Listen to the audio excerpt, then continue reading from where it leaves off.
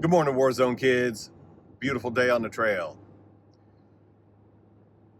Let me tell you a little bit about the orientation of this channel and my channel on YouTube at Trail to the Western Lands. Like and subscribe. And if you like these little videos, head over to the YouTube channel. I got longer ones on there. I'm trying to share my experience with my fellow Warzone kids because you're not alone. I'm a child sex abuse survivor living with borderline personality disorder. I'm an addict, bulimic, binge eater. I've been a cutter and burner. And if you can relate to any of that, you and me are pals. You ain't alone. A lot of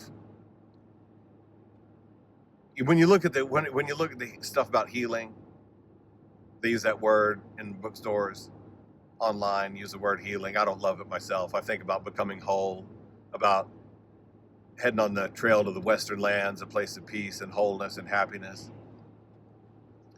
A lot of the stuff that you're going to read is one of two things. It's either stuff like from a clinician or a therapist or a scientist writing books about how your brain works from the outside. It can be extremely helpful. Reading up on the symptoms of borderline, for example, splitting and polarized thinking and erratic relationships and chaotic, at best, chaotic neutral attachment style. Here comes more betrayal. That was helpful to me because I could read that and I could recognize parts of myself. And at some point, I just decided, you know what? If I can recognize myself in 3/4 of the item on his checklist, I'm just going to open my mind to the possibility that I recognize myself in the other ones too. And then I did, even the ones I didn't like. And that was helpful to me. And then it's helpful to have the shorthand. I can tell someone, I got BPD. And that'll save us both a lot of time. They'll know a little bit about what to expect. And it tells me a little bit about what to expect from myself. That when I feel betrayed, I probably wasn't. That's probably just how I experienced the feeling of being hurt. Anyway, I say all that to say you can get a lot from those books written by clinicians and therapists and scientists. Tell you how your brain works. That's on the outside of your eyeballs. The wrong side. We live on the inside of our eyeballs. And that 1 inch difference from the inside of your eyeballs to the outside of your eyeballs is the greatest distance in the universe for us humans. The other kind of thing you're going to read, so I say that because there's a limited amount of usefulness you're going to be able to get describing yourself from the outside because you're on the inside. You have to work this puppy. You got to work this thing from the inside. And if yours is all jacked up like mine is, it ain't that easy to work it on the inside just reading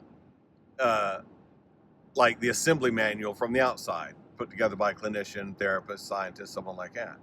The other kind of thing you're going to read are memoirs written by survivors find one that's written by a survivor of something you can relate to. Memoirs of people living with BPD or child sex abuse survivors. There's great ones. The Courage to Heal is one geared specifically toward women. But I'll tell you, I read it and I can identify with each and every one of the stories in there.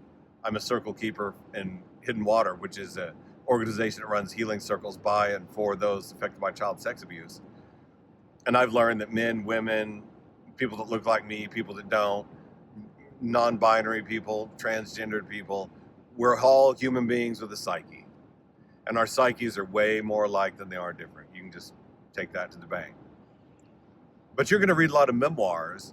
And a lot of times what I notice is that those memoirs kind of end where the real healing journey starts, which is with the recognition of what happened, the acknowledgement of what happened to you, acknowledging the reality of your own suffering and misery is the starting point. That's where it starts. It's tricky because that kind of feeling can often come with an epiphany. An epiphany is a kind of emotional, like a breakthrough, an awakening experience, an enlightenment experience, an epiphany, a born again experience. These are all words that describe some type of mental state, and it's not unlike being high. I'm an addict. I've been high on most things you can get high on. That ain't true at all. I never huff paint, never huff gas. never took fentanyl, but I'd done a lot of other stuff of the same vein. And I know what being high is like, and I don't need it. Epiphany experiences are like being high because they wear off, and then you want another one. You need a better one. Chasing a dragon. It don't work. It's a losing proposition. You cannot epiphany your way out of a Jenga tower that's collapsed. You cannot have enough epiphanies in the world to do the healing and to become whole. Epiphany is just a pleasant feeling. It's a little reward for acknowledging reality. Take it as that. When you have an epiphany experience and you recognize things, you recognize the reality of your life, and you have an epiphany experience, that's great. That's a little emotional reward that the it that lives inside of you is giving you for recognizing reality. How about that? But that doesn't take you to the Western lands, that epiphany. Chasing epiphany is no different than chasing a gambling win, or chasing sex, or chasing getting high, or chasing anything else a human being can chase. It's all chasing. Dog chasing his tail is the best you're going to get. What's the grand prize if you catch it? You bit your own tail. It ain't worth it. So a lot of memoirs are written by people that are at kind of that moment. I know this because I've written one. That's where it starts. That's where the healing journey starts. That's how you know you're at the trailhead on the path to the Western lands. Come check out my YouTube channel. It's called A Pilgrim's Progress. I've written the book. I'm shopping a proposal for it. And what I'm aiming to do in this book is talk about my experience of sort of like life after that epiphany experience.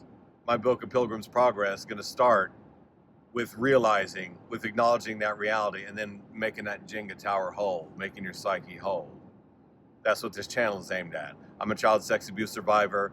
My task is living my life today. That's what I got in front of me today.